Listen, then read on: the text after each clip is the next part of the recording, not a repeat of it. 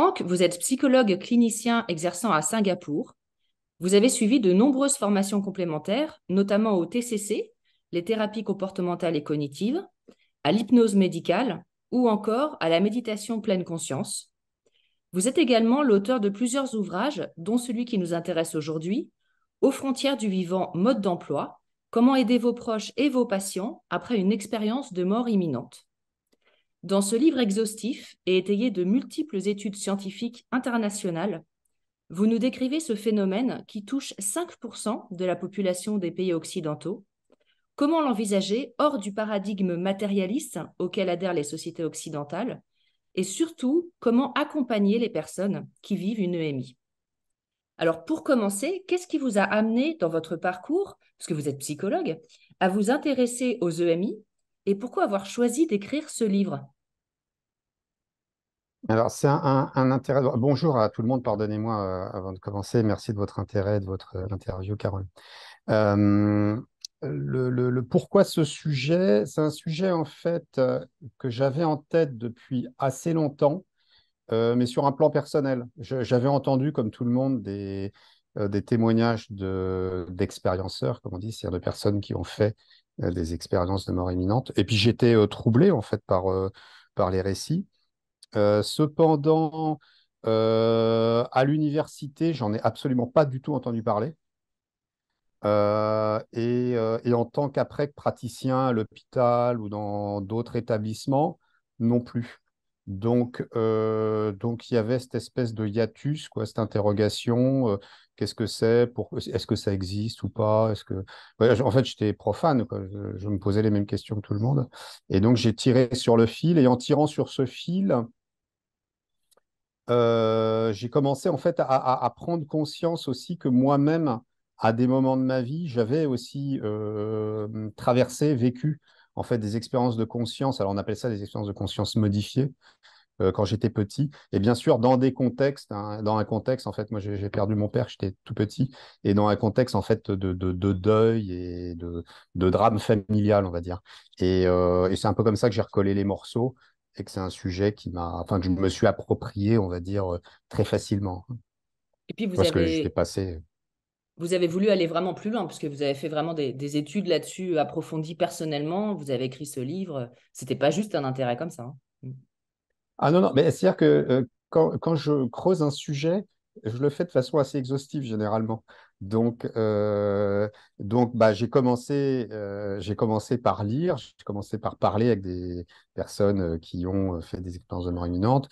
J'ai moi-même après cherché à faire des expériences de conscience dites extraordinaires ou non ordinaires, quoi. Je sais pas, c'est toujours compliqué, hein, les mots sont pas simples, ils sont surtout très connotés. Donc j'ai cherché en fait, voilà, j'ai cherché dans tout ce domaine et puis cette recherche, bah, j'ai envie de dire, je pouvais pas ne rien en faire. Je pouvais pas juste avoir pris des notes comme ça pour moi. C'est pour ça qu'arrivé à un moment en fait, le livre s'est imposé simplement parce que j'avais collecté beaucoup d'informations et voilà, c'est comme ça que j'en suis arrivé à faire ce livre. Hmm. Alors justement, vous écrivez en préambule de ce livre que le contexte social dans lequel nous vivons est à prendre en compte dans l'étude des EMI, et vous nous rappelez que dans l'histoire de l'humanité, même récente, les savants se sont souvent trompés. Est-ce que vous pouvez nous en dire plus et nous donner quelques exemples pour illustrer ça? Ah, je pense qu'en fait, tout est toujours à remettre dans un contexte donné. C'est-à-dire que il y a forcément des choses qui existent, euh, qui seront vraies dans plein de contextes différents, mais le fait humain, quoi, je veux dire, les comportements, toutes ces choses-là sont toujours à remettre dans un contexte donné. Les psys, par exemple, savent très bien que vous avez certains types de troubles dans certaines sociétés à certains moments, et puis on ne sait pas pourquoi, hein, ça apparaît, ça disparaît. Vous voyez, par exemple, je ne saurais pas trop situer quand, mais je dirais début du XXe siècle, vous aviez, par exemple, les psys avaient beaucoup à faire avec ce qu'ils appelaient l'hystérie. Moi, j'ai jamais vu un truc comme ça, je ne sais pas ce que c'est en fait. Et vous voyez, donc c'était un certain type de trouble qui apparaissait, sans doute dans certains milieux sociaux aussi, plus que dans d'autres, des milieux sans doute plus privilégiés. mais aussi dans une époque. Voilà. Donc les comportements, les faits humains sont toujours à, à mettre, à inscrire dans un environnement donné. Et donc, votre question, c'était sur les EM, non, sur le fait que Que les les savants se gens se sont sont... souvent trompés sur ce Bah qu'ils oui, décrivaient du réel. bah oui, forcément. C'est-à-dire que les savants sont souvent des experts de ce qu'on sait déjà. Alors bien sûr, ils vont découvrir des nouvelles choses, hein.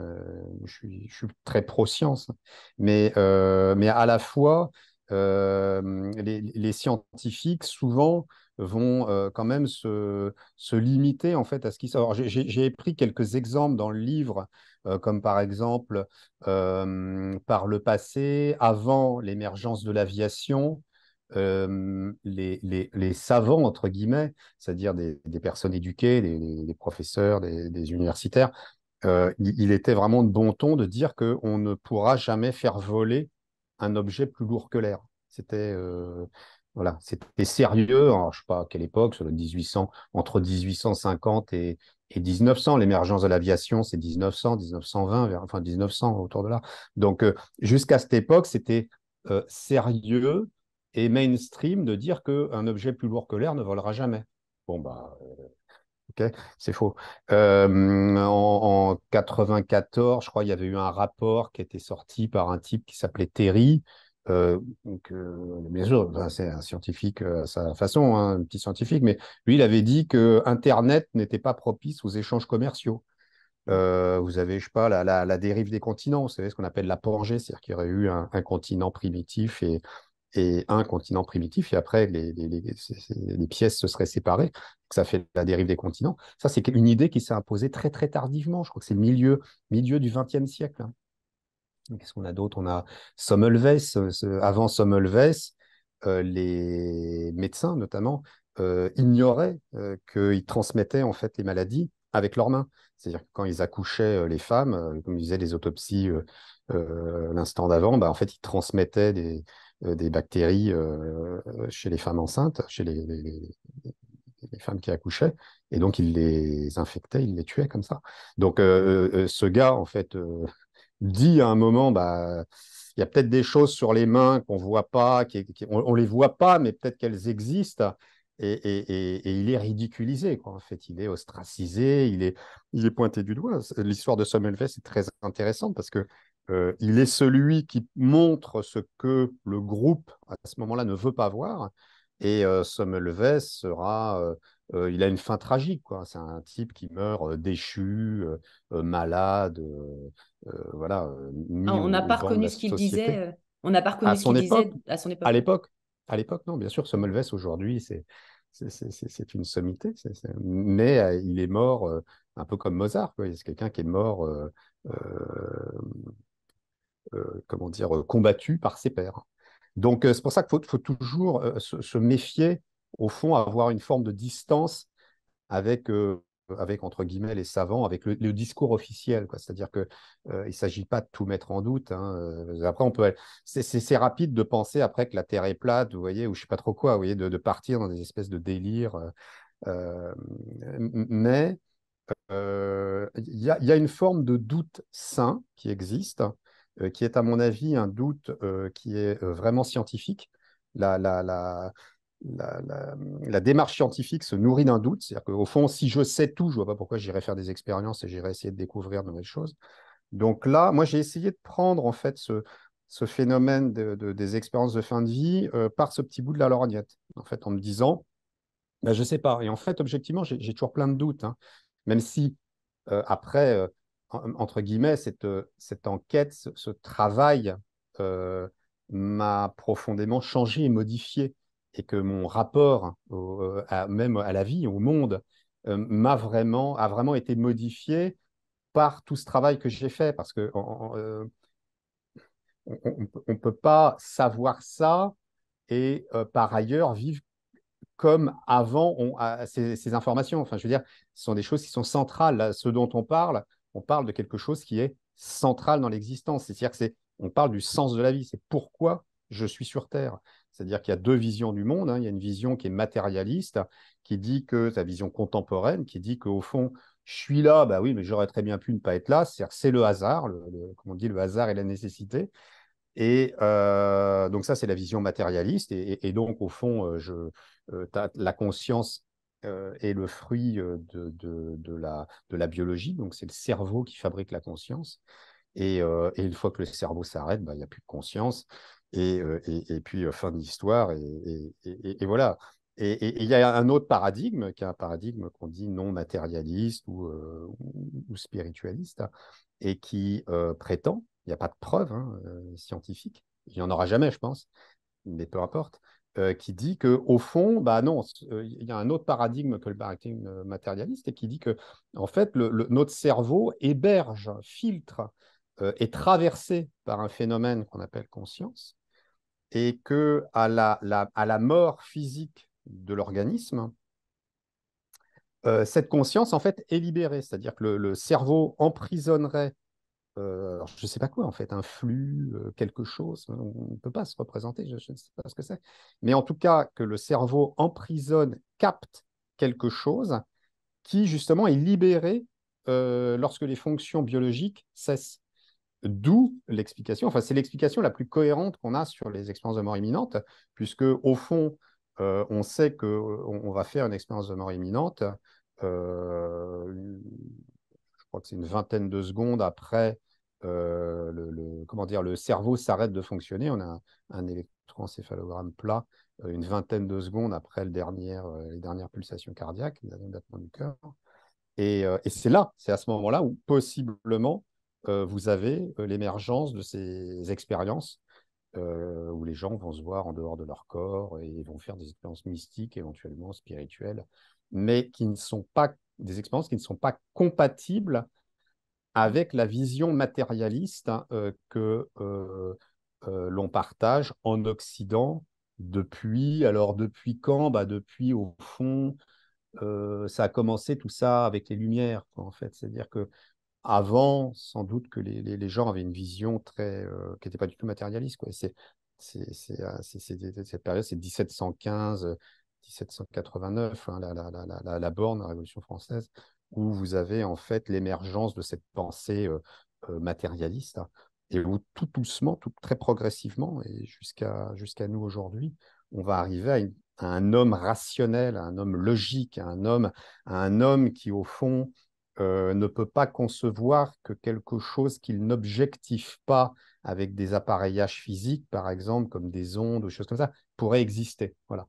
Alors en même temps, c'est pas complètement critiquable tout ça, parce que sinon, après, vous êtes à la merci du premier charlatan venu qui va vous raconter n'importe quoi. Vous voyez? Donc, en fait, moi, ce que j'essaie d'avoir, c'est d'avoir une posture très médiane, quoi. C'est-à-dire je suis pas, il n'y a pas une pensée blanche et une pensée noire, quoi, au fond. C'est-à-dire que c'est intéressant d'aborder, je trouve, ces sujets avec de la nuance, quoi. Voilà. Et Alors, c'est ce et que alors j'essaie de faire. juste avant de rentrer dans le vif du sujet de l'EMI, à proprement parler, vous notez également quelque chose qui est très intéressant, et même en dehors de ce sujet de l'EMI, qui est l'effet de groupe et qui empêche beaucoup de gens de réfléchir par elles-mêmes pour ne pas être exclus. Ça, c'est vraiment psychologique. Bien sûr. Et vous décrivez notamment l'expérience de l'effet autocinétique et celle de Milgram. Est-ce que vous pouvez Mm. nous rappeler ce que c'est? C'est passionnant. Oui, oui. Ouais, ça, c'est des vieilles expériences de psychologie sociale. Alors, l'expérience de shérif, l'expérience autocinétique, ça montre que dans des situations ambiguës, dans lesquelles, en fait, on ne peut pas décider, en fait, l'individu va avoir deux façons de procéder. Soit il est seul et il décide au hasard, ou alors il est en groupe et il va se retrancher derrière le groupe pour prendre une décision. Donc, ça veut dire que si la situation est ambiguë, alors, par exemple, Sheriff, puisqu'il avait le dispositif qu'il utilisait, c'était en fait de pointer une lumière dans du noir. Et en fait, si vous observez, si vous fixez une lumière dans le noir, en fait, au bout d'un moment, vous avez l'impression, c'est une illusion d'optique, qu'elle bouge. Et donc, comme c'est une illusion, elle peut bouger dans n'importe quel sens. Et donc, ce que Sheriff demandait en fait à ces sujets qu'il testait, c'était dans quel sens elle bougeait. Alors, lui, il savait qu'elle bougeait, en fait, elle bougeait pas, quoi, mais que c'était le cerveau qui fabriquait une illusion. Et donc, du coup, ce qu'il observait, c'est que Quand il demandait aux gens individuellement, bah, en fait, ils se rendaient compte qu'ils répondaient au hasard. Il y avait autant de réponses, elles vont dans un sens ou dans un autre.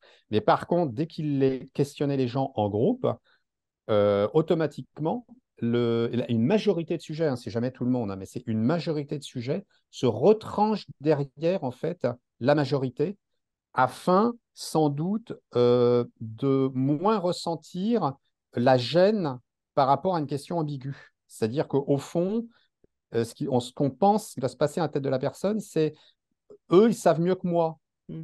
Donc, comme moi, c'est ennuyeux, c'est embarrassant, je suis embarrassé de ne pas savoir parce qu'on me pose la question et voilà, ça me met dans un état de tension. Comme les autres ont l'air de savoir, bah, ils doivent avoir raison. Et comme ça, l'individu, en fait, il règle son conflit quelque part.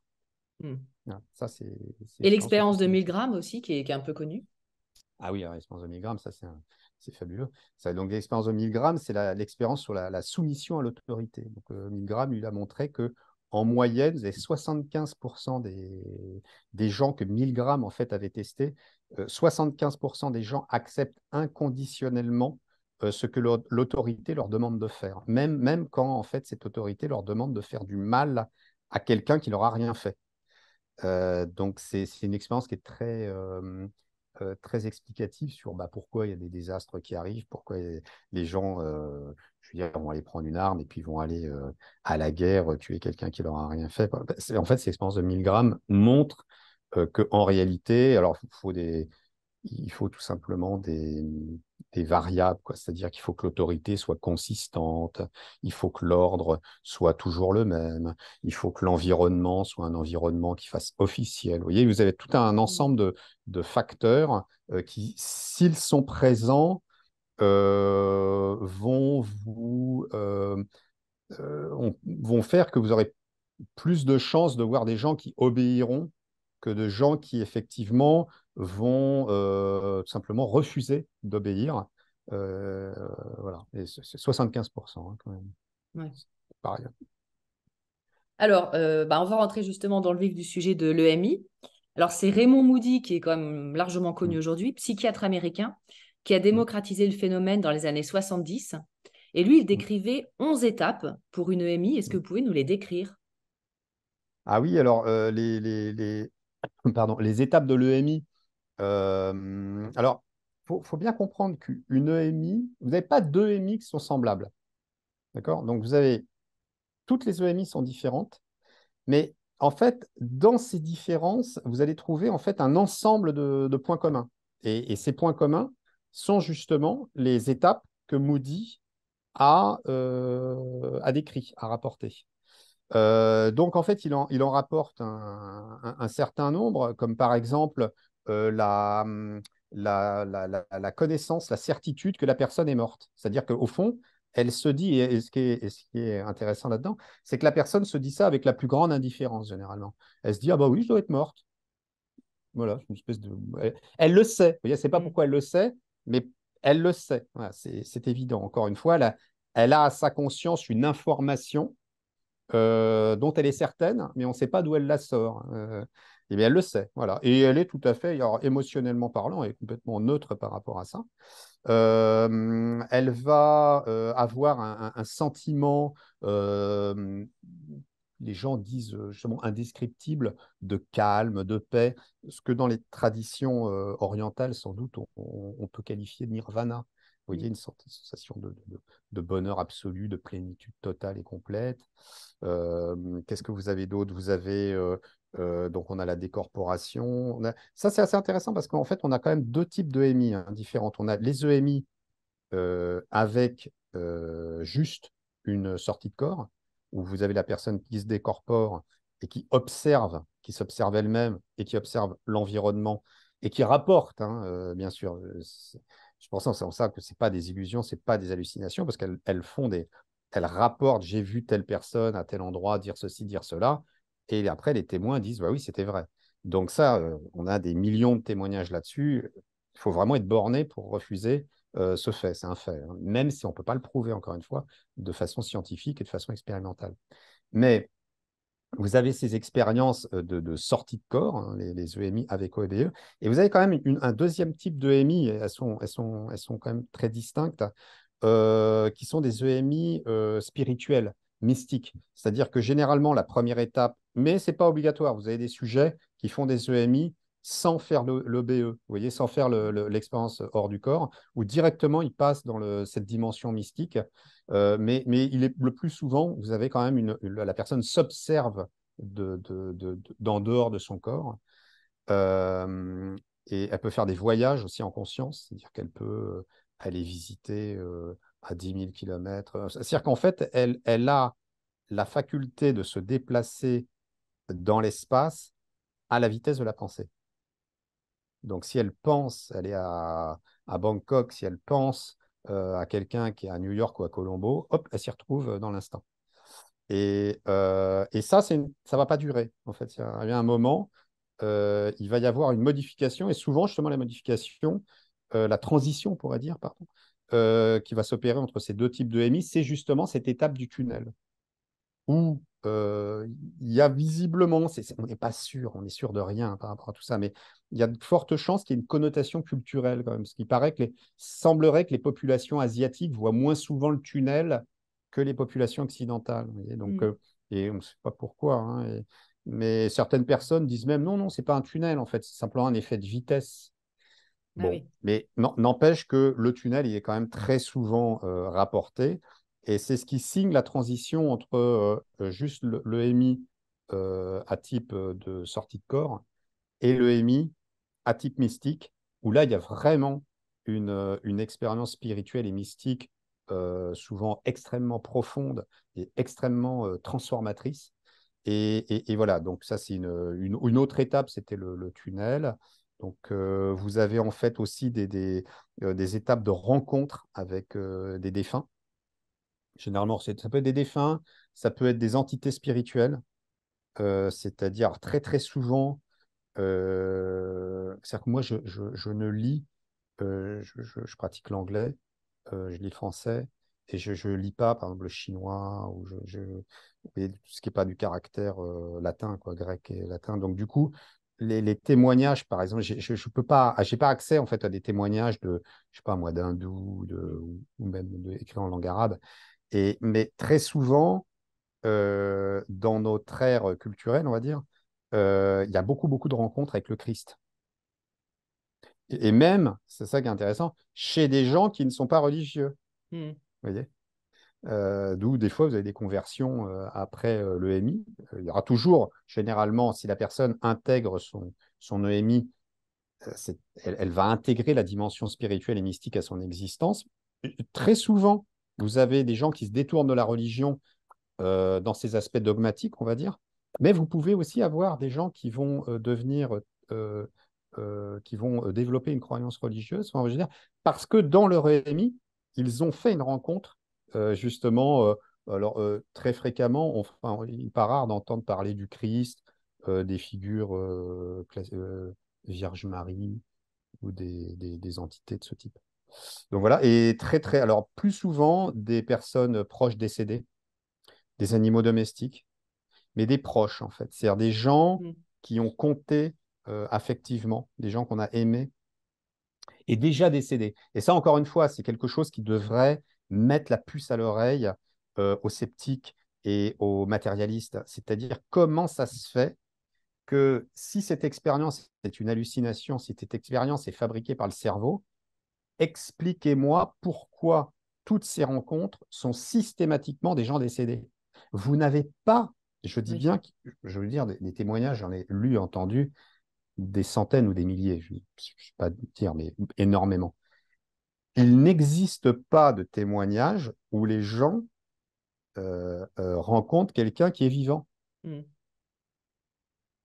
Hein, ça dit quand même quelque chose, quoi, en fait. Vous voyez, arrivé à un moment, faut déciler, quoi. C'est-à-dire que, vous voyez, si vous jetez un dé, il ne va pas toujours tomber sur la même face tout le temps. C'est pas possible, quoi, en fait. Il y a Donc, des comment choses, ça se fait?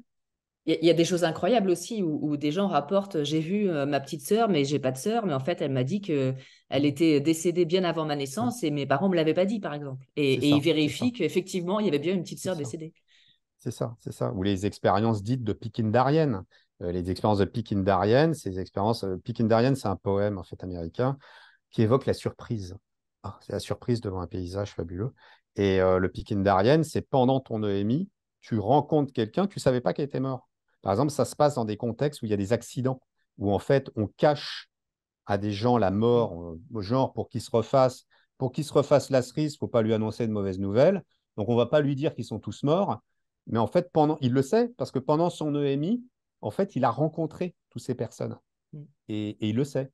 Voilà. Donc, tout ça sont quand même des faits qui, lorsque vous les mettez côte à côte, devraient semer le doute. Or, on est dans une époque, enfin, tout le monde préfère dormir, quoi. C'est-à-dire que généralement, ça ne dérange personne, voilà, d'avoir ce genre de récit. Et moi, ça m'a vraiment troublé. Voilà, pour ça que j'ai écrit ce livre. Donc, pour conclure sur votre question, vous voyez, vous avez aussi en étape centrale, vraiment, qui vont impacter l'individu, qui vont le marquer à vie. Vous avez la rencontre avec l'être de lumière. Donc, un être de lumière qui sait tout sur vous, euh, qui en fait donc va poser des questions en fait à la personne qui fait l'expérience de l'EMI. Et ces questions aussi sont toujours les mêmes à peu près, vous voyez. Enfin, c'est-à-dire qu'elles sont dans un espèce d'univers sémantique, quoi. Et l'univers sémantique dans lequel la question s'inscrit, c'est qu'est-ce que tu as fait de ton existence? Alors c'est du style, est-ce que tu as des choses à me montrer? Comment as-tu aimé? Est-ce que tout ça en valait la peine? Est-ce que toutes les épreuves que tu as vécues, ça t'a servi à quelque chose? Vous voyez. Comment as-tu aimé les autres? Voilà. L'idée, c'est un questionnement sur le sens de la vie. Qu'est-ce que tu as fait de ton temps sur Terre? C'est ça, en fait. Euh, donc, on a cette phase. Et on a une autre phase qui est vraiment fascinante, qui est la revue de vie. Alors, vous avez même des gens dans la même EMI qui vont avoir plusieurs revues de vie, ou des gens qui vont faire différentes EMI, ils arrivent. Hein. Vous pouvez des gens, entre guillemets, le record, je connais une personne qui en a fait 3 EMI. Pas mal. C'est incroyable, c'est assez Ouais. incroyable. Et donc, les revues de vie peuvent être complètement différentes à chaque EMI différente. Et donc, dans l'EMI, pardon, dans la revue de vie, vous avez donc les points saillants, les moments qui sont marquants pour l'individu qui lui sont, où elle se voit agir.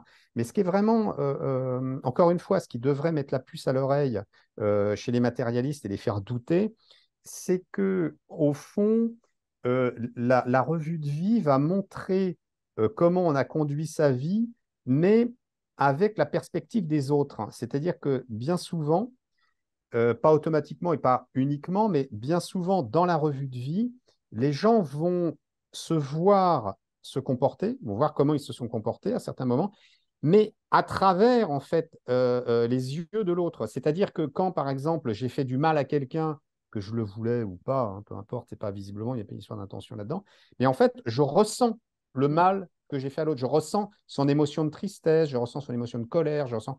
Et et donc, ça, c'est des expériences qui sont très, très marquantes. Et encore une fois, ça ne peut pas être une hallucination puisque le cerveau n'a pas cette information en boutique. C'est-à-dire que la personne, elle est complètement cueillie, si vous voulez, par ça. Je n'avais pas du tout imaginé que je pouvais faire du mal en disant ça.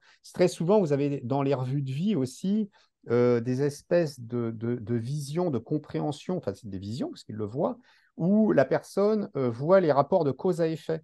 C'est-à-dire qu'elle voit, par exemple, quand elle fait une vacherie à quelqu'un, et l'effet que ça a sur elle, et après, cette personne, elle va aussi avoir d'une certaine manière avec d'autres personnes, parce qu'en fait, elle est euh, comment dire, elle a ça en elle, quoi, en fait, elle a été blessée. Et les espèces de chain reaction que ça peut créer, voilà. Et ça, c'est des choses qui sont très impactantes pour les gens, puisqu'en fait, ils comprennent qu'en gros, ils ont une responsabilité. Mm. Vous voyez, c'est fabuleux, quoi, en fait. Et ça, le cerveau n'a pas cette information. Donc, il faut arrêter de dire que c'est des hallucinations et que c'est le cerveau qui produit ça. Le cerveau ne peut pas produire ce genre d'informations, parce que sinon, par ailleurs, on l'observerait, je veux dire. Mais voilà, donc ça, on a la revue de vie. Et on a aussi, en fait, une autre étape qui est assez centrale, qui est l'étape d'une frontière. Mm. Et très souvent, en fait, les gens nous disent, bon, bah, arrivé un moment, il va se passer ce qui se passera dans le MI, mais elle sera plus ou moins riche, en fait, elle aura plus ou moins d'étapes, elle sera, vous avez des EMI vraiment, je pense, en France, à l'EMI Nicole Dron, qui est vraiment très riche, quoi, en fait, Mm. il y a un contenu assez incroyable. Euh, et très souvent, vous avez des gens qui vont arriver à un moment dans l'évolution de cette EMI, dans sa dynamique, ils vont être face à un seuil, à une frontière, à une limite, à une barrière. Et encore une fois, ils ont l'information, ils le savent, ça peut leur être formulé qu'il ne faut pas passer cette barrière, mais très souvent, on a quand même le récit qu'on ne leur a pas dit, ils le savent. Voilà. Et ils savent que s'ils vont au-delà, ils ne reviendront pas. Mm. C'est intéressant parce que ça nous montre qu'en fait, effectivement, la personne n'est pas complètement morte quand elle fait le MI.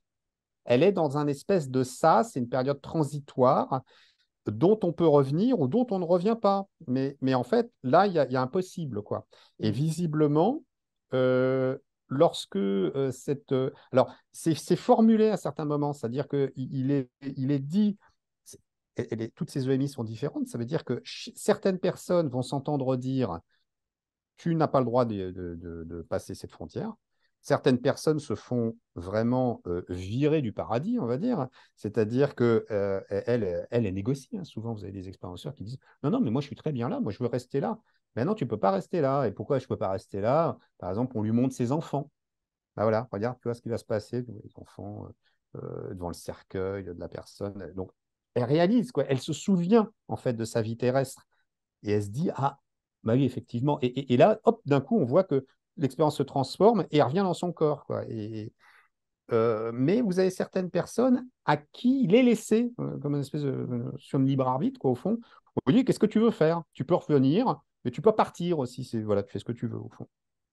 Donc, en fait, il y a pas de règle à ce niveau-là, mais il est vrai qu'on a souvent, et dans je ne sais quelle tradition, vous avez, c'est peut-être bien, je ne sais pas laquelle, vous avez cette fameuse rivière, le Styx, vous voyez, Styx, je ne Mhm. sais pas d'où ça sort, ça, mais la rivière, le Styx, c'est justement la rivière qui sépare les vivants des morts, et c'est intéressant parce qu'on retrouve beaucoup d'éléments dans ces EMI qui sont en fait des éléments d'information qu'on retrouve dans les traditions spirituelles et religieuses. Voilà.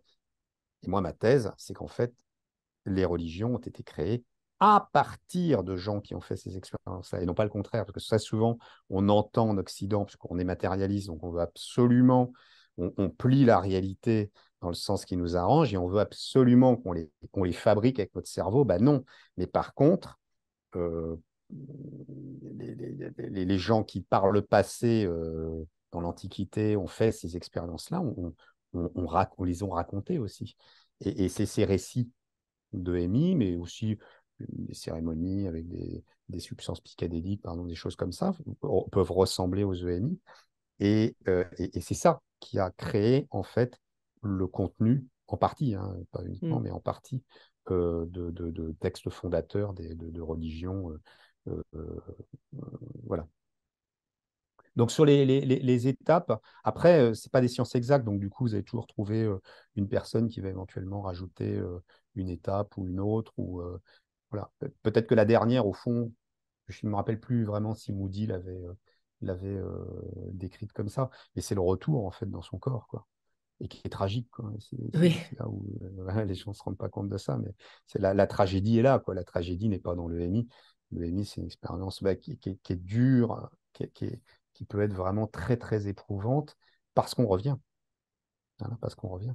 Et là, qu'est-ce qu'on va faire de cette expérience et, et c'est terrible, quoi, en fait. Hein. Et les gens vont mettre des années parfois à intégrer ça. Alors, certains, en fait, vont l'intégrer facilement, mais pour d'autres, ça va être difficile. Hein. Pour d'autres, vous pouvez avoir une période de 10-15 ans où ils vont être vraiment en fait entre deux, quoi, en fait. C'est-à-dire que c'est un peu comme un papillon, vous voyez, une chenille de papillon. Enfin, il faut qu'ils fassent leur mue, quoi, en gros, et qu'ils quittent leurs vieux habits, leur vieille personnalité, et qu'ils se transforment. Mais c'est comme toute transformation, c'est affreusement douloureux, quoi, en fait. Et voilà. Et donc, Alors, on pourrait mettre ça aussi en étape, hein, au fond, oui. Alors, la l'intégration, on transformation. va y revenir un peu plus tard. Il y a une des particularités aussi de l'EMI, c'est le rapport au temps qui change Mm, complètement et une espèce de mm, forme d'omniscience. Est-ce que vous pouvez mm. nous expliquer ça?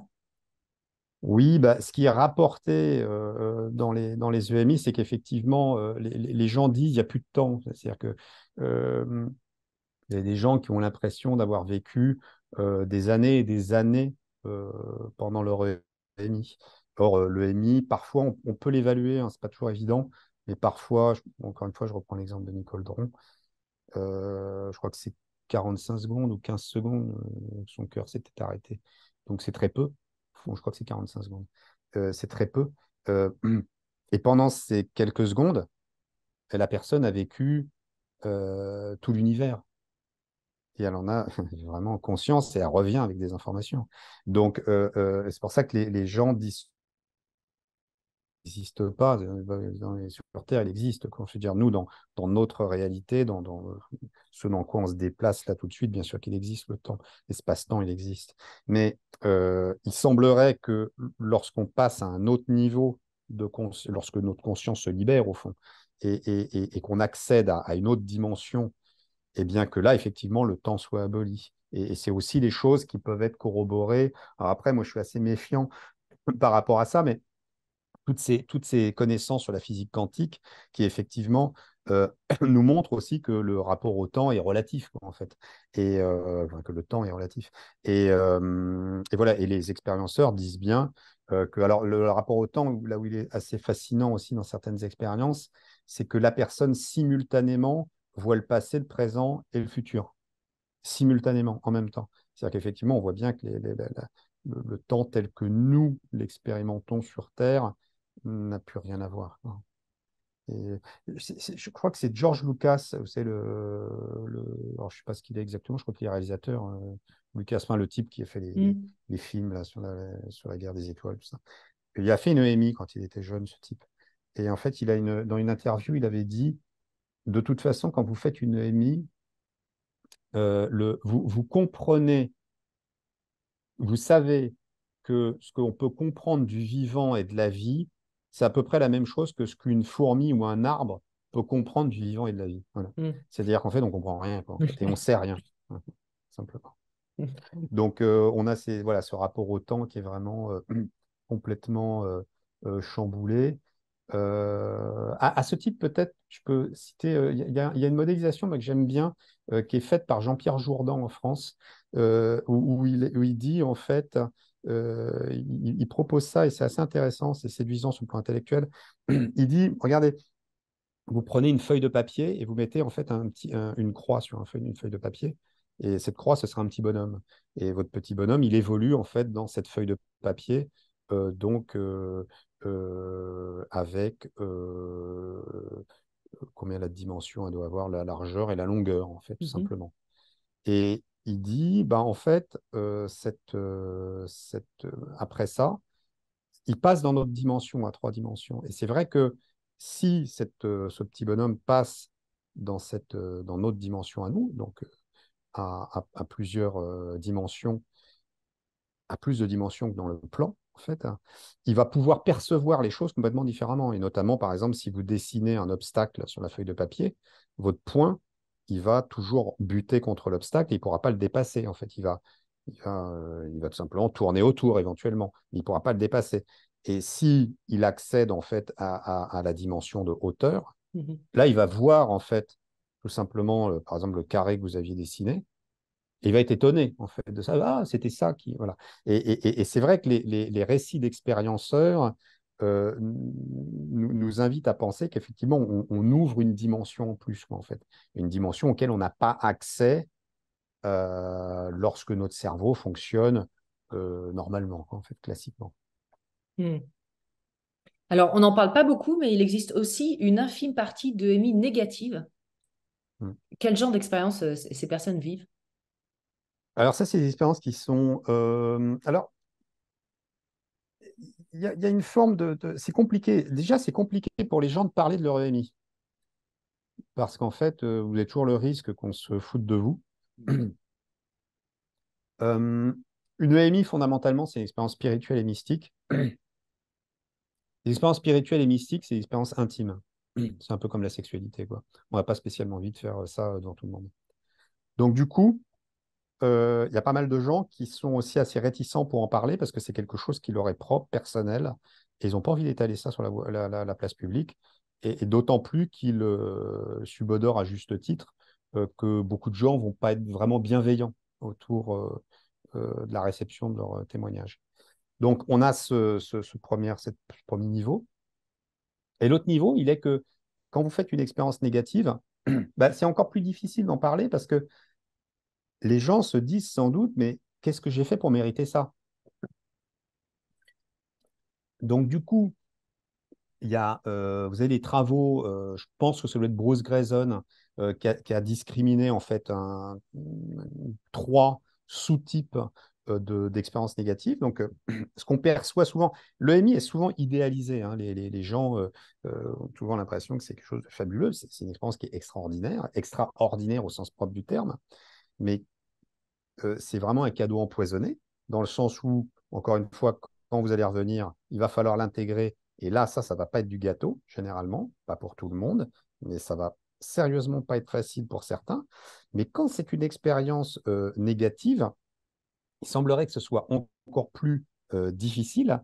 Et donc, là, ce que Grayson, les trois entités là, les trois groupes de EMI négatifs qu'il a décrit, c'est EMI inversé, c'est-à-dire qu'en fait, tout ce qui est généralement perçu comme positif dans une EMI, là, est perçu négativement. Mm. C'est-à-dire que, par exemple, vous allez fréquemment pendant une EMI, des gens qui vont voir, par exemple, un petit point de lumière et le point de lumière va grossir, ils vont s'approcher de la lumière pour arriver justement à l'être de lumière dont on parlait tout à l'heure. Et ça, généralement, c'est fait sans crainte, quoi, sans anxiété. Or, là, dans ces EMI inversés, vous pouvez avoir des gens qui vont avoir la pensée, mais je vais m'écraser contre ce point de lumière, en fait. Et donc, ils sont envahis par la Mm. peur ou de l'anxiété. Vous voyez? Donc, ce sont des choses qui sont vécues de façon pas ordinaire, en tout cas pas comme lorsque les gens font des EMI qui ne sont pas négatives.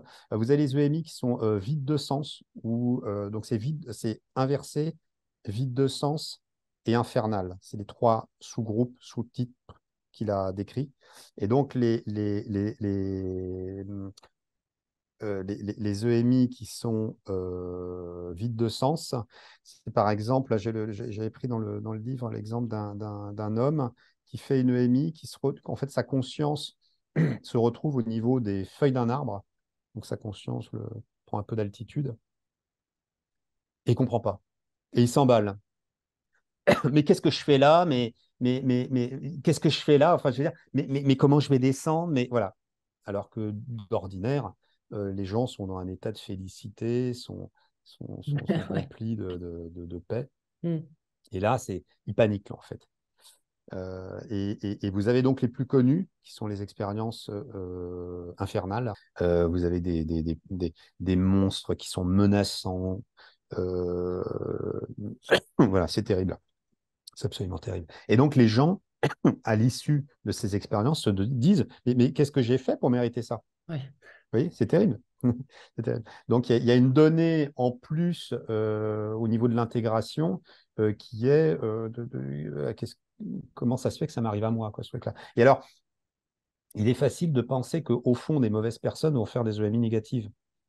On a tous pensé ça quand on commence à étudier un peu le sujet. On dit, bah oui, bah, mon gars, écoute, tu as dû faire des sales trucs et c'est pour ça que ça t'arrive ça, quoi. T'as qu'à t'en prendre à toi-même. Bah non, en fait, c'est pas vrai.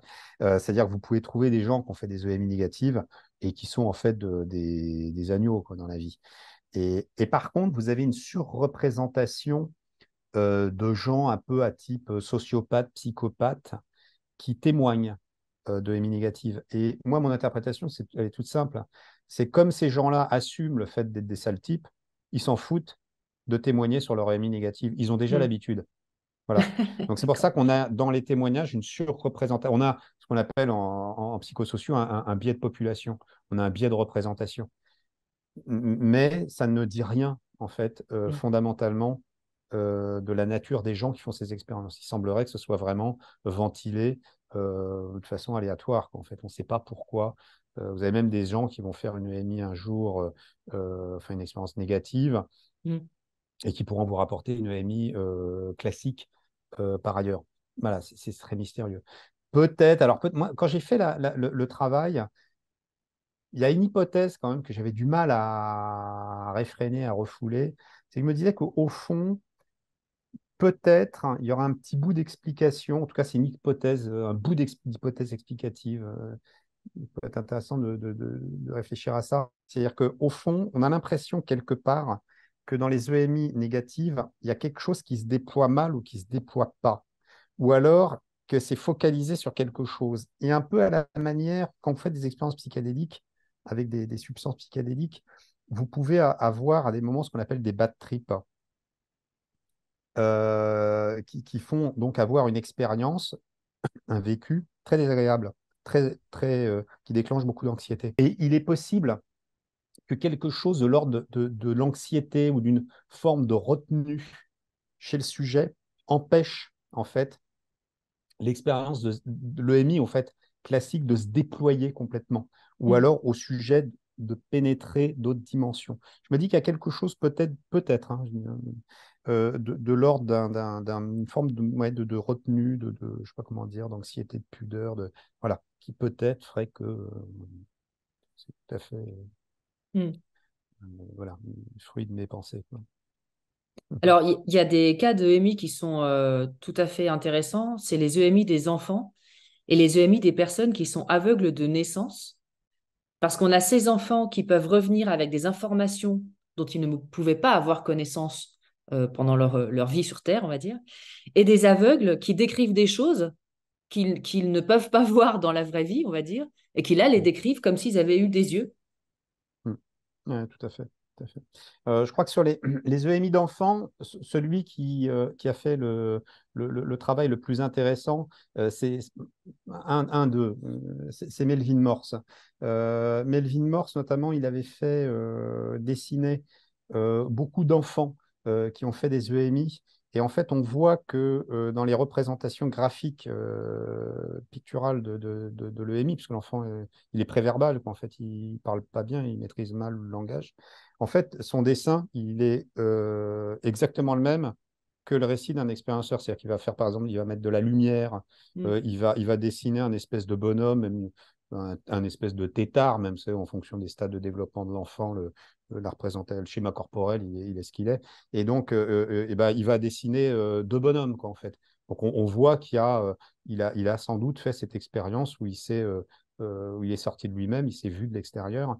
Donc, en fait, on voit à travers ces dessins encore une fois, que ce n'est pas la culture qui modèle, qui induit cette expérience.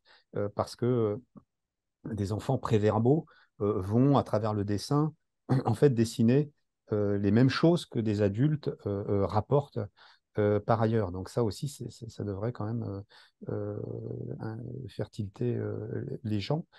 Vous avez aussi, je crois historiquement, parce que le livre, là, et puis au fond, les EMI sont fascinantes, mais on ne peut pas non plus uniquement se réduire aux EMI. C'est-à-dire que je pense qu'il est plus sérieux et plus sage de parler des EMI et des expériences apparentées, qui sont notamment, hein, on a les visions des agonisants, ce qu'on appelle en anglais deathbed vision, qui sont Oui, décrits en fait, rapportés depuis très très longtemps.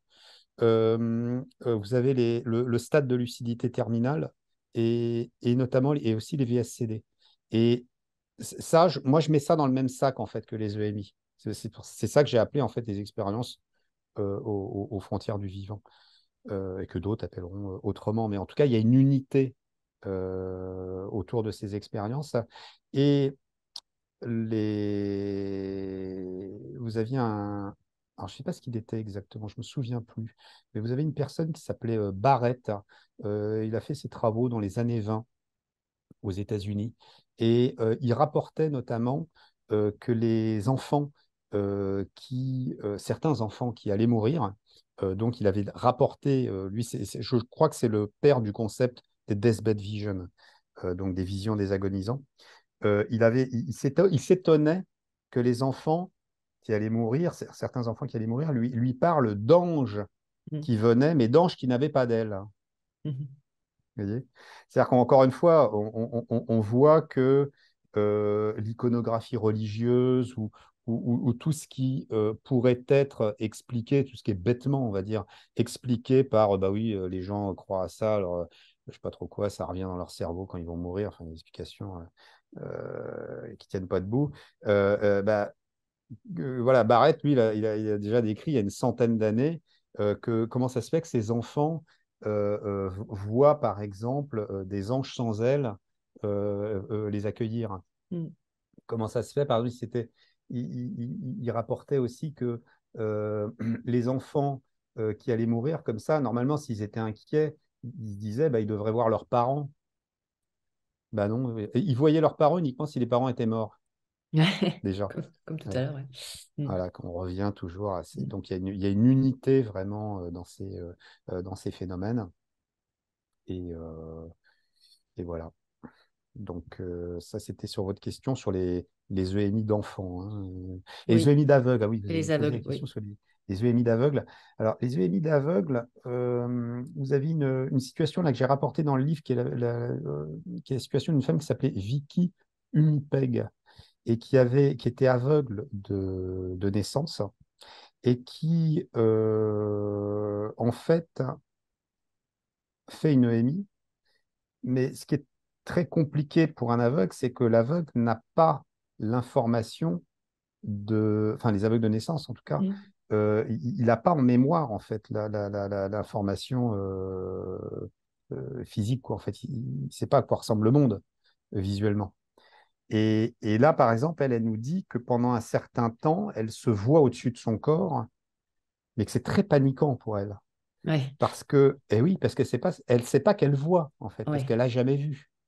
Donc déjà, elle met un certain temps à comprendre l'expérience en elle-même, intrinsèquement. Mm. C'est-à-dire l'expérience de conscience de la vision pour elle, là, est vraiment... et elle a très peur, ça déclenche beaucoup d'anxiété. Elle ne comprend pas, en fait, quoi. Et arrivé un moment, comme très souvent dans les EMI, les gens peuvent zoomer, en fait, sur des, des morceaux de la scène. Et en fait, elle zoome, quelque chose attire son attention. Et il y a deux choses qui attirent son attention, c'est ses bijoux et ses cheveux. Parce que ça, elle les touche régulièrement. Et elle les met, elle les défait, ses bagues. Et c'est là où elle commence la réflexion de, mais c'est peut-être moi, en fait. Mm. C'est peut-être moi. Commence à faire jour.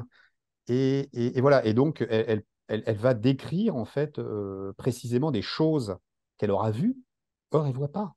Elle n'a pas de nerfs optiques. Enfin, elle a des nerfs optiques, mais les nerfs optiques ont été endommagés et ils sont absolument pas fonctionnels, quoi. Mm. Ça peut pas être, elle peut pas avoir vu, quoi, objectivement. C'est comme si elle n'avait pas Dieu, quoi, en fait. Donc là aussi, comment ça se fait qu'une personne qui n'a pas de la vision peut voir, hein, subitement. Et après, vous avez d'autres témoignages, hein. Alors, vous avez le témoignage d'une femme aussi qui avait été très maltraitée dans un hôpital et aveugle et volée. Lui avait volé, je ne sais plus quoi, sa montre ou un effet personnel. Et elle voit le soignant faire ça. Ah Elle voit le oui. gars. Et elle peut le décrire. Après, elle dit, Ouais. c'est tel type, il est comme ça. Voilà. Et, et personne ne comprend rien, quoi, en fait. Mais la réalité fait que ils vont voir le gars, ils disent, bah, écoutez, cette dame qui dit ça, et le mec à vous. Ouais. Le Mm. gars dit, oui, ok, d'accord. Donc voilà, autre élément qui vient étayer le fait que non, la conscience n'est pas fabriquée par le cerveau, La conscience est hébergée par le cerveau. Et lorsque le cerveau cesse de fonctionner, la conscience se libère du corps physique et accède donc à autre chose, à un autre état de conscience qui est beaucoup plus vaste. Et donc, aveugle, pas aveugle, enfant, pas enfant. Euh, Melvin Morse ira jusqu'à dire que lui rapporte, alors après, on manque de données hein, là-dessus, hein, vous voyez, parce que tout le monde fait sa petite cuisine sur son petit réchaud, hein, parce qu'il n'y a pas de fond, il y a peu de crédit, on va dire. Bien Hein. sûr. C'est mieux qu'avant, mais voilà, il y a pas les. Et donc, Morse, lui, il dit, enfin, d'après les études qu'il a fait, il dit que c'est jusqu'à 75% des enfants qui font un arrêt cardiaque reviendraient avec une EMI, Mm. contre 20% pour les adultes. Voilà, tout le monde ne dit pas ça, mais Melvin Morse disait ça. Et voilà, et on ne sait pas pourquoi au fond. Hein. On ne sait pas pourquoi les enfants rapporteraient plus de MI. Après, la thèse, moi, auquel je souscris, c'est que au fond, c'est tout le monde fait une EMI. Mais par contre, on ne sait pas pourquoi certains reviennent à la conscience ordinaire avec l'information, avec le souvenir, et d'autres pas. Et ça, c'est Ouais. quand même aucune idée de pourquoi euh, certains vont garder l'information de l'EMI et certains l'oublieront, en fait. Il y a d'ailleurs Ou certaines pas. personnes qui témoignent d'avoir posé des questions à cette fameuse entité de lumière et Mm. que l'entité leur a répondu, je vais te répondre, mais tu ne t'en rappelleras pas quand tu reviendras sur Terre. Mm. Il y a beaucoup de Ouais, c'est témoignages ça, comme ouais. ça. Ou des gens qui disent, c'était Nicole Dron qui disait, il avait parlé avec une dame qui lui avait dit, dans mon EMI, on m'a dit, tu n'en parleras pas avant telle date. Je sais plus quelle Mm. année. Et voilà quoi, en fait. Donc, Mm. Alors, une fois le MI vécu, eh ben, en fait, comme vous le disiez tout à l'heure, il est souvent très difficile d'intégrer cette expérience. Alors, d'autant plus si on était dans un paradigme matérialiste avant, j'imagine que ça doit être extrêmement choquant. Mm. Et donc, beaucoup de gens ont de grandes difficultés à reprendre une vie normale. Qu'est-ce qui change dans leur conception de la vie et surtout dans leur personnalité finalement? Alors, effectivement, la personnalité va changer. Alors que normalement, une personnalité, ça change pas. Hein. C'est quelque chose qui est fixe. Hein. Après l'adolescence, on va dire 15-25 ans, quoi. C'est un peu les barrières sur lesquelles la personnalité elle s'aménage. Il peut toujours y avoir des traits de personnalité de ça au cours de la vie qui se modifient. Mais en fait, je veux dire, en général, la personnalité, elle est figée à un moment, quoi, quand on est adulte.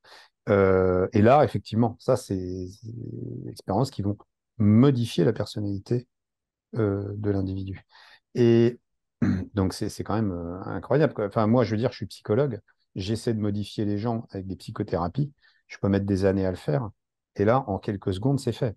Donc, c'est aussi ça. Moi, je suis quand même critique envers les psys qui se penchent pas plus sur la question, parce que moi, c'est un peu ça qui m'a, au début aussi, je me disais, mais si vraiment ces choses-là existent, on devrait tous étudier ça, puisque au fond, il y a quelque chose à faire peut-être en psychothérapie avec ça, puisque les gens sont modifiés comme ça. Enfin, cela dit, la modification, elle est lente aussi, parce que je vous disais tout à l'heure, intégrer l'événement, ça peut mettre 10-15 ans.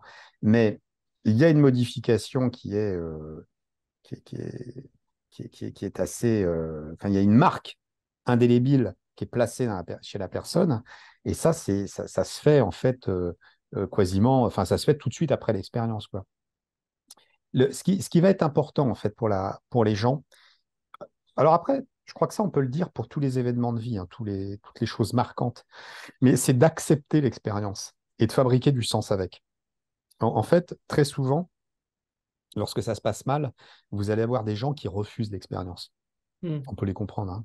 Parce Mm. qu'en fait, le jeu, c'est l'histoire du cadeau empoisonné. Qu'est-ce que vous faites avec ce truc-là? C'est-à-dire que vous vous rendez compte, vous vivez une expérience mystique dans un monde matérialiste. C'est un sale coup, hein. Et donc, du coup, il faut encaisser, hein. Et voilà. Et donc, ça arrive à monsieur et madame tout le monde, vous voyez. Donc, ils ont ça sur les épaules. Ils savent pas quoi en faire, vraiment. Et bien souvent, il y a quand même la volonté de leur refouler. C'est ce qu'on fait de manière un peu spontanée quand il y a quelque chose qui nous embarrasse. essaie de le foutre de côté, ça ne marche pas. Il y a, je crois que c'est Pierre-Jean Roulet qui s'appelle, monsieur, un Français qui a fait une ENI. Alors lui, il a une description, je trouve, fabuleuse de l'ENI par rapport à ça, ce que je suis en train de dire. Lui, il dit l'EMI, c'est comme un ballon de baudruche que j'aurais gonflé. Il dit, et à chaque instant de ma vie, le ballon de baudruche, j'essaie de le foutre sous l'eau, le cacher. Et donc, ça requiert toute mon attention. Et dès que mon attention commence un petit peu à se libérer, pouf, le ballon sort de l'eau. Voilà. C'est Mm. ça, vouloir cacher le MI. Donc, c'est mission impossible. Vous n'y arriverez pas. Donc, c'est pour ça que moi, je pars du principe de dire aux gens, bah, écoutez, il va falloir accepter, quoi. Même si je suis d'accord, hein, vous avez le droit de me dire que vous acceptez pas, quoi. Je veux dire, mais in fine, vous ne ferez pas l'économie de ce truc-là. C'est un peu comme les impôts. Tu peux pas passer à travers, quoi. Où que tu vives, à un moment donné, tu paieras peut-être 75% ou 20%, mais t'en paieras, quoi. En fait, tu ne pourras pas passer complètement à travers. C'est pas possible. Donc, comment accepter l'expérience et fabriquer du sens avec? C'est-à-dire que fondamentalement, la personne va devoir recomposer son existence avec toutes les informations qu'elle a reçues pendant le MI.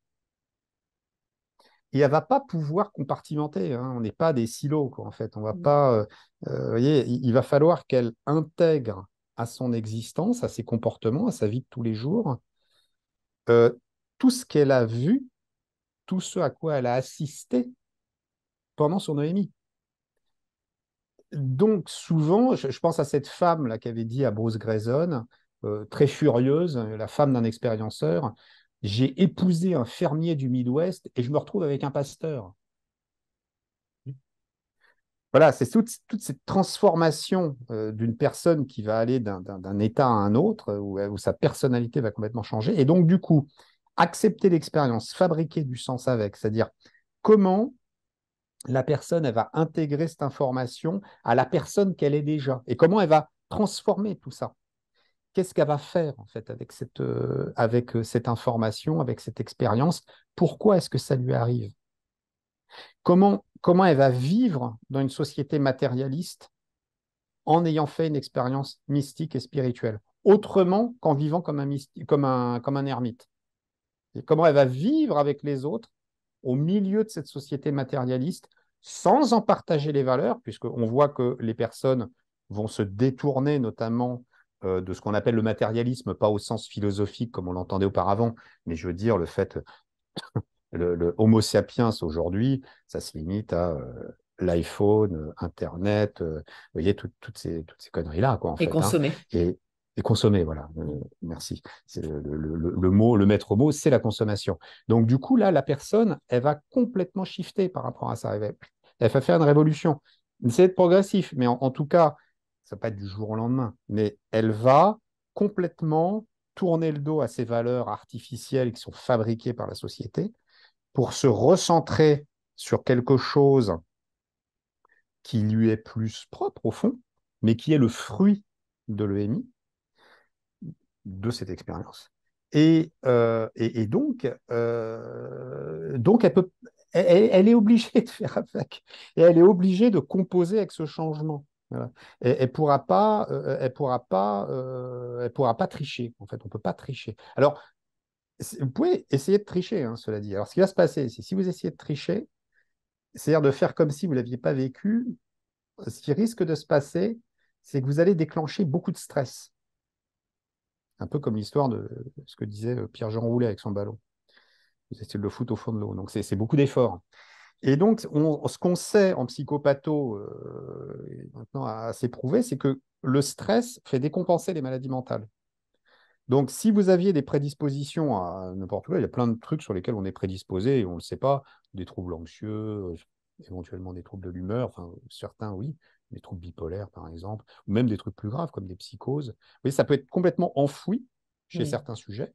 Ça a pu apparaître à un certain moment de la vie, être compensé par une vie saine, on va dire, par des traitements biologiques, par de la psychothérapie éventuellement, tout ça, ou un peu de tout ça, ou chaque élément, peu importe, mais la personne peut très bien, voilà, avoir une forme de vulnérabilité sur le plan de la psychopathologie. Alors là, elle va décompenser à un moment ou à un autre.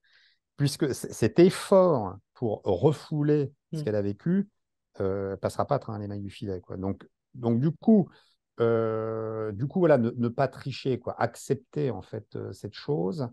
Euh, il y a d'autres choses aussi. C'est comment je peux me rendre utile envers la communauté tout en continuant à intégrer en fait cette expérience.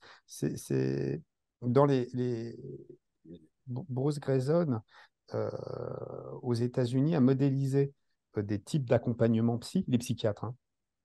Il a modélisé des accompagnements psy pour aider les gens à intégrer l'expérience. Et c'est au fond la dernière étape.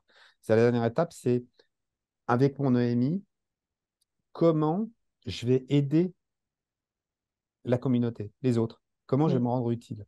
Voilà. Et donc ça c'est un aspect. Donc imaginez qu'il y a tout un chemin entre le fait, la personne qui va se réveiller dans son corps, revenir dans son corps, oh mon Dieu, le cauchemar, quoi, en fait. Elle refait l'expérience de l'incarnation, terrible, quoi.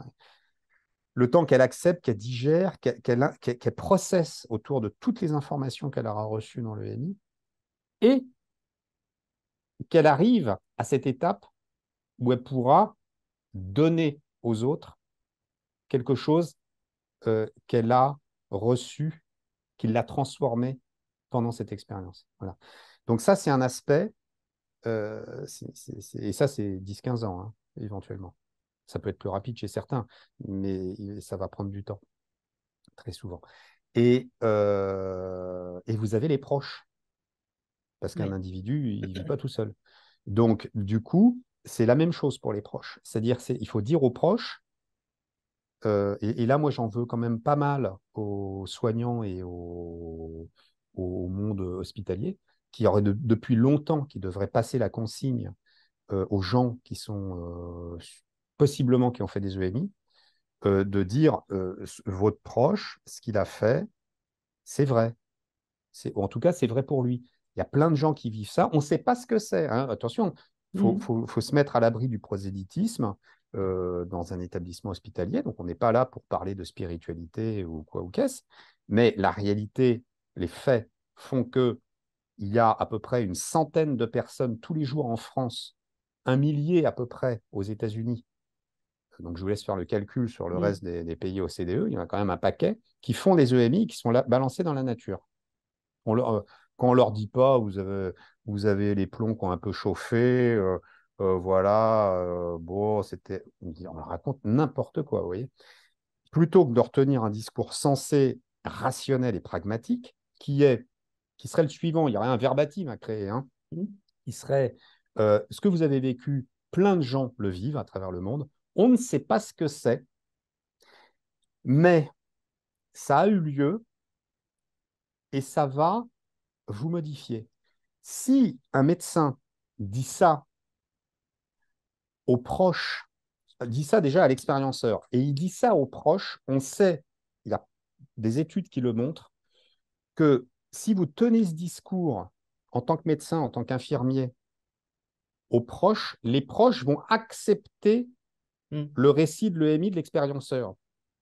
Si le médecin raconte n'importe quoi et dit délire, hallucination, ben, en fait, les proches vont se caler sur le discours médical et donc ne vont pas accepter le discours de leurs proches. Mm. Donc, il est central que dans les établissements hospitaliers, on ait un discours rationnel sur ce type d'expérience et sans entrer dans le détail, puisqu'on ignore la nature de ces expériences. On ne sait pas ce que c'est. Okay, moi j'ai un parti pris, mais qui m'appartient en tant qu'individu. Après, voilà, ce sont des expériences mystiques et spirituelles. Quand j'ai dit ça, ce n'est pas un parti pris, ça, c'est une description. Mais on peut en rester là en disant aux gens dans un hôpital, hein, si on est professionnel de santé, on peut tout à fait dire ça aux gens et avoir un discours de vérité aux proches en leur disant, vous savez, il va être modifié. Il va être modifié. On ne sait pas comment, on ne sait pas le temps que ça va prendre, mais on sait que les gens qui font ces expériences-là ne pourront pas faire fi de cette expérience, ne pourront pas faire comme si elle n'existait pas. Et donc, il va falloir faire avec. Et donc, votre proche soit vous l'accompagnez dans le changement, si vous ne l'accompagnez pas, il sortira de l'orbite familiale ou de l'orbite du groupe. Et vous ne gagnerez pas. Mm. Pourquoi? Parce que ça sera très souvent pour les gens l'expérience la plus importante de leur vie. Donc une personne ne va pas mettre son mouchoir sur l'expérience la plus importante de sa vie. Ça n'a pas de sens. Et quel est le sens si vous dites que si tu me dis que tu es ma femme, que tu es un proche, que tu m'aimes, et je ne peux pas te parler du truc qui est le plus important pour moi. Explique-moi ce qu'on fait ensemble. C'est PMH Atwater aux États-Unis a montré, alors je ne sais pas ces échantillons de combien ils sont, mais elle a montré que tu aurais 75% des gens qui font une EMI divorcent dans les 2 ans après l'EMI. Ouais, Voilà. c'est énorme. C'est la conséquence du fait que les proches, bah, ça va les chambouler, mais on comprend hein, dessus. Moi, je n'ai pas du tout de problème pour entendre le fait que les gens, c'est un uppercut hein, que vous vous prenez. Mais c'est pas en se crispant et c'est pas en déniant quelque chose qui est arrivé qu'on va aider et qu'on va permettre, enfin, qu'on va surtout aider la personne. Voilà. Est-ce qu'il y a donc ils vont tous évoluer, ces personnes vont évoluer. Est-ce qu'il y a un dénominateur commun dans cette évolution? Est-ce qu'ils vont tous Ouais. vers quelque chose d'assez similaire finalement? Bah, le dénominateur commun, ce serait au fond, alors c'est des choses comme par exemple, je cherche le mot, euh, se rendre compte qu'en fait, le phénomène du vivant, et notamment le fait d'être en vie, est quelque chose d'extrêmement précieux. Vous avez des gens qui vont être beaucoup portés, beaucoup plus sur l'altruisme. Ce qui va être important, ça va être d'aider, de collaborer. Donc, tout ce qui va être basé sur la compétition, notamment, va souvent va être mis de côté, quoi, en fait. Vous avez des sujets qui auparavant étaient des sujets, la personne ne pouvait ne pas s'y intéresser. Je pense notamment à la physique quantique. Souvent, les gens peuvent être très intéressés par ça. Parce qu'en fait, c'est vrai que l'expérience, l'EMI, elle évoque beaucoup quand même les récits en tout cas, certains types d'expériences qu'on peut entendre en physique quantique. Et donc, il y a des intérêts, et il y a l'intérêt, je crois, surtout pour la spiritualité. Voilà, donc sacralisation du vivant, intérêt pour la spiritualité. Là où ils vont tous, je crois que c'est vraiment un dénominateur commun, c'est absence de la peur de la mort. Mm. C'est conviction inébranlable que la vie n'est qu'un passage Mm. et que donc euh, la mort, c'est la libération de l'âme. Voilà, le corps libère, on rend l'âme. Avant. Et ça c'est une certitude, quoi, en fait. Les gens, bah, c'est une certitude parce qu'ils en ont fait l'expérience. C'est pas une croyance, quoi. Ils n'ont pas Oui, lu un oui. truc quelque part. Voilà. Et donc, oui, je crois que c'est des modifications. Après, je les ai pas comme ça de façon exhaustive sous les yeux, mais je dirais plus peur de la mort, spiritualité dans le quotidien, encore une fois, parce que moi, je fais quand même une grosse différence entre la religion et la spiritualité. Enfin, pour moi, c'est 2 choses différentes. On peut être l'un sans être du tout l'autre. Vous voyez, pour moi, la religion, c'est le livre, quoi. C'est la codification, quoi. Ouais. Pour moi, la religion, c'est de la politique. C'est-à-dire que la religion, ça a été tout simplement une utilisation de ces phénomènes dont on parle depuis un certain temps là ensemble, qui ont été mis dans des livres et qui ont été codifiés pour rassembler des groupes d'hommes. Ouais, ça fait des religions. Et en fonction des aires géographiques, ça fait des religions différentes. Bon, ça peut être complètement... ça n'a rien à voir avec des expériences mystiques, des expériences spirituelles qui se passent de tout dogme, Mm. qui se passent de tout tu dois faire ceci et tu dois pas faire cela, quoi. Ça c'est la religion, quoi. Voilà. Donc souvent, vous avez des gens, la plupart du temps, on va dire, qui vont incarner, enfin qui vont se trouver à mettre, à incorporer, à implémenter dans leur existence la spiritualité, à vivre de façon spirituelle et à tourner le dos justement à tout ce qui est dogmatique, tout ce qui manque de sens, quoi, en fait. Mm. Ouais. Et enfin, dernière question, pour les personnes qui connaissent quelqu'un qui a fait une EMI et qui aimeraient Mm. l'accompagner au mieux, mais qui sont un peu démunis, en fait, qu'est-ce que Mm. vous pourriez leur conseiller? Alors, euh, déjà sur Internet, qu'ils aillent voir du côté de Yanz, bah, qu'ils lisent mon livre déjà pour commencer. Bien sûr, et il y Ça aura leur bien fera sûr du la bien. référence dans la description. Ça leur fera du bien. Et après, qu'ils aillent voir du côté de YANDS, Ouais. IANDS, International Association for Near-Death Experience Studies. Mm. Et ça, c'est en fait un groupe de soignants au départ, euh, sous un peu le lead de Raymond Moody, après qu'il ait écrit à son livre sur les EMI en 75. Ces gens ont fait un travail remarquable. Il n'y a rien d'autre à dire. Alors, aujourd'hui, c'est vrai que c'est Yands USA, en tout cas, est peut-être devenu un peu, ça fait un peu penser des fois à des choses un peu New Age, tout ça. Moi, des fois, je doute un peu, je tique un peu sur certaines de leurs présentations. Mais en tout cas, concernant les EMI, ils sont l'autorité, Mm. j'ai envie de dire, universitaire. Ils n'appartiennent à aucune université. Enfin, beaucoup d'universitaires là-dedans. C'est fondé par des universitaires. C'est fondé il y a longtemps. Hein. Ça a été fondé il y a 40 ans. Les associations, c'est comme des gens, ils évoluent, ils peuvent évoluer positivement, négativement. Mais je dirais, aller chercher de l'information sur le net. Chez Yands, il y a un Yands France hein, aussi. Ce qui va beaucoup aider les gens, c'est ça va être d'être écouté, un peu, j'ai envie de dire, toujours quand on est en période de crise, quand on peut écouter quelqu'un, bah, ça l'aide. Euh, ce qui est fondamental, c'est de s'en remettre. Alors, si on veut s'en remettre à des thérapeutes, on peut le faire.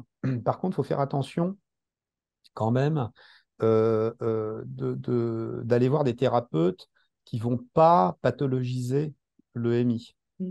Vous en avez, si vous voulez, eux, ils sont pas sortis de leur truc qu'ils ont appris à l'école. Et pour eux, le MI, c'est le cerveau qui la fabrique, quoi, en fait.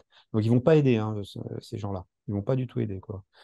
Et sans doute que je fais un euphémisme quand je dis ça, quoi, hein, qui n'est pas aider. Hein. Voilà, ils feront sans doute plus de mal que de bien. Donc, se tenir à distance de gens comme ça. Euh, Ce qui va être fondamental aussi, visiblement, c'est que ces gens-là euh, puissent donc parler, mais puissent aussi écouter et parler à d'autres expérienceurs. Mm. Yands USA a montré très vite qu'il y a un dispositif et ça aussi, c'est des choses qu'on devrait voir beaucoup plus, sont les groupes de pairs, en fait, PAIRS. Donc, en fait, vous mettez les gens ensemble, tout simplement, et puis vous mettez un thérapeute, entre guillemets, enfin quelqu'un qui est formé un peu à l'écoute, qui régule tout ça, quoi, l'histoire qu'il y a un régulateur, quoi, voilà, comme dans tout groupe de parole, il y a un régulateur. Mais, et vous les mettez ensemble, que vous les laissez faire. Voilà. Et ça, c'est très aidant, parce qu'en fait, ils vont se supporter. C'est du groupe d'autosupport. Mm. Et ils se comprennent bien, parce qu'ils ont fait la même expérience. Donc, ça, c'est des choses qui sont très utiles. Voilà, donc du coup, ne pas aller, surtout ne pas chercher à expliquer l'expérience de façon matérialiste, parce que à son proche, quoi, hein. Parce que ça, c'est vraiment peine perdue, puis ça va vraiment bloquer la communication. Je sais que c'est très compliqué. Moi, par exemple, j'ai des amis qui sont très matérialistes. C'est vrai que bah, on évite d'en parler, hein, tout ça, on parle pas d'ailleurs, hein, parce que ils peuvent pas quoi en fait, hein, ils ont pas ils sont pas câblés quoi, hein, ils n'arrivent pas ils peuvent pas prendre l'information, ils n'y arrivent pas. Donc et forcément il y a des gens très matérialistes ou dans des familles très matérialistes où les gens font ce type d'expérience et c'est plus compliqué. Mais je pense aussi aux gens religieux, hein, vous savez, Mm. un, je ne sais trop quel ayatollah, il va pas vivre ça, il va pas entendre ça avec beaucoup de plaisir. Yands USA et Moody aux États-Unis ont été très, très, très attaqués par les groupes chrétiens. voyez, parce que il y a des sectes chrétiennes qui sont très importantes aux États-Unis. Et eux, en fait, leur interprétation, c'est que tout ça, c'est diablerie, en fait, vous voyez. Donc, pas entre le marteau et l'enclume, en fait, vous voyez. C'est-à-dire que d'un côté, vous avez des groupes sectaires, religieux, enfin, je dis sectaires, mais ils sont religieux, ben, c'est pour eux un synonyme, quoi. Et d'un autre côté, les matérialistes. Et voilà, quoi. Et il faut faire votre chemin au milieu. Bon, c'est la vie, quoi, hein. Faire avec. Mais c'est quand même de plus en plus facile Ouais. aujourd'hui, Bon, on peut pas comparer, hein, je crois que, enfin, moi, c'est clair. voilà, les gens comme Nicole Dron qui ont vécu ce genre d'expérience, 70, 67, je veux dire, elle a mis 10 ans pour en parler, je crois, hein. Voilà, donc, vous finissiez en psychiatrie, hein, Ah bah ça bien sûr. rigolait pas à l'époque, hein, vous étiez psychiatrisier, vous passiez pour un dingue. Donc non, on est sorti de tout ça, Dieu soit loué. Non, non, il y a une évolution tout à fait favorable, positive, mais disons qu'il y a beaucoup de choses à faire. Et il y a beaucoup de choses à faire aussi sur le plan rationnel par rapport à ça. C'est-à-dire que plus on laisse les EMI, comment dire, en jachère, moins on les intègre à nos sociétés, à nos modes de vie, et plus on les laisse aux groupes sectaires et aux déjantés, quoi, en fait. Et, C'est ça le problème. bah oui, bien sûr. Et en plus, euh, j'ai envie de dire, alors la machine se nourrit de ça, hein, la machine société, la grosse machine dans laquelle on est et qui veut nous manger et qui nous fait consommer et travailler et tout ça. Elle n'a aucun intérêt, en fait, cette grosse machine, ce gros système n'a aucun intérêt à ce qu'on décile, à ce qu'on ouvre les yeux. Parce qu'en fait, si on commence à ouvrir les yeux sur le fait que bah, tu n'es peut-être pas venu au monde par hasard, tu as peut-être choisi, en fait, ta famille. En fait, tu as peut-être choisi, parce que c'est ce qu'ils nous disent, les expérienceurs. Oui. Attention, ça va loin, hein. Ils nous disent, on a choisi les épreuves. Oh là là, vous vous rendez compte? C'est inaudible à certains moments, les gens qui ont perdu des proches, choses comme ça, aller leur dire que ça a un sens, c'est inaudible, quoi. Mais en attendant, ces gens-là ont un message, les expérienceurs ont un message à faire passer et qu'il est fondamental d'entendre dans nos sociétés très très sèches spirituellement. Ça ne peut que nous inviter, nous permettre de prendre de la hauteur. Donc c'est vraiment, moi je reste convaincu que les expérienceurs ont un rôle social central, fondamental. Eh ben, merci beaucoup, Franck. C'était Plaisir, Carole. extrêmement riche. Et puis, bien sûr, pour toutes les personnes qui veulent lire votre livre, il y a le lien directement dans le descriptif Génial. de la vidéo. Merci beaucoup, Merci, Franck. Carole.